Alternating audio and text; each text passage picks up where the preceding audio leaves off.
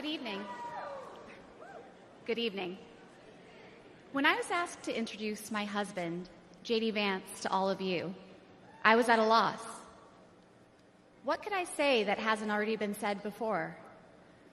After all, the man was already the subject of a Ron Howard movie. J.D. has shared much of his life through his own eloquent words. In his book, Hillbilly Elegy, during his Senate campaign, and now as a sitting United States Senator. It occurred to me that there was only one thing to do: to explain from the heart why I love and admire J.D. and stand here beside him today, and why he will make a great Vice President of the United States.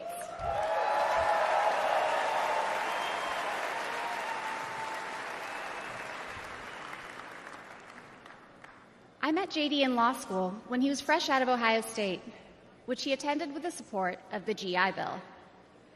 We were friends first because, who wouldn't want to be friends with J.D.? He was then, as now, the most interesting person I knew. A working-class guy who had overcome childhood traumas that I could barely fathom to end up at Yale Law School. A tough Marine who had served in Iraq, but whose idea of a good time was playing with puppies and watching the movie Babe.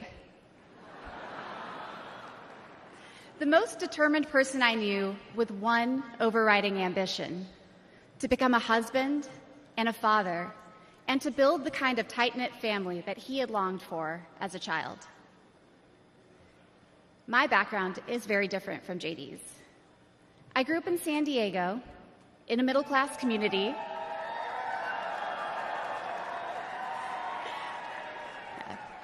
with two loving parents, both immigrants from India, and a wonderful sister. That JD and I could meet at all, let alone fall in love and marry, is a testament to this great country.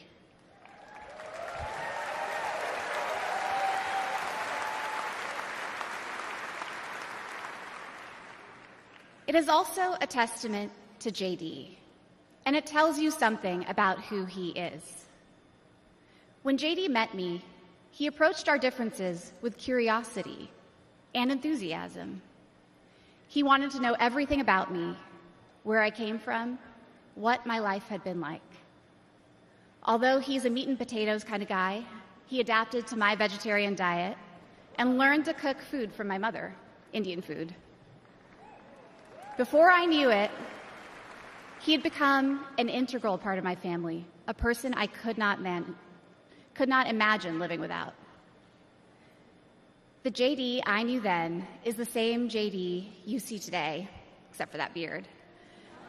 And his goals in this new role are the same that he has pursued for our family: to keep people safe, to create opportunities, to build a better life, and to solve problems with an open mind.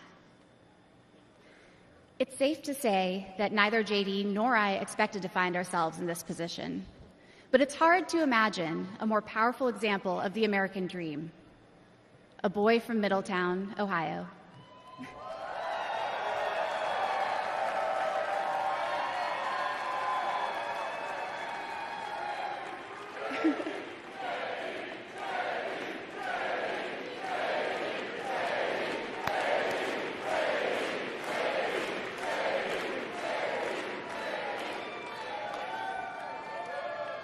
Raised by his grandmother through tough times, chosen to help lead our country through some of its greatest challenges. I am grateful to all of you for the trust you have placed in him and in our family. And with that, it is my great privilege to introduce my husband and the next Vice President of the United States, J.D. Vance.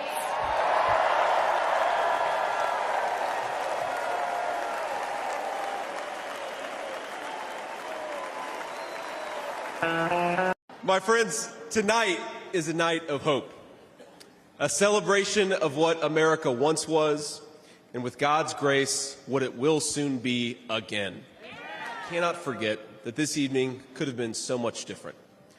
Instead of a day of celebration, this could have been a day of heartache and mourning.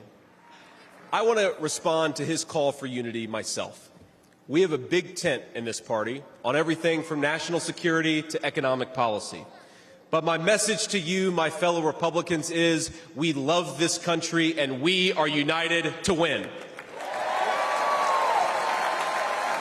Mamaw raised me as my mother struggled with addiction. Mamaw was in so many ways a woman of contradiction. She loved the Lord, ladies and gentlemen. She was a woman of very deep Christian faith.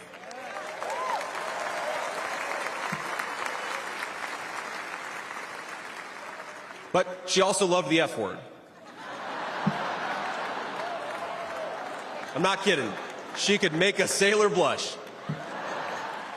And so tonight, Mr. Chairman, I stand here humbled, and I'm overwhelmed with gratitude to say I officially accept your nomination to be Vice President of the United States of America.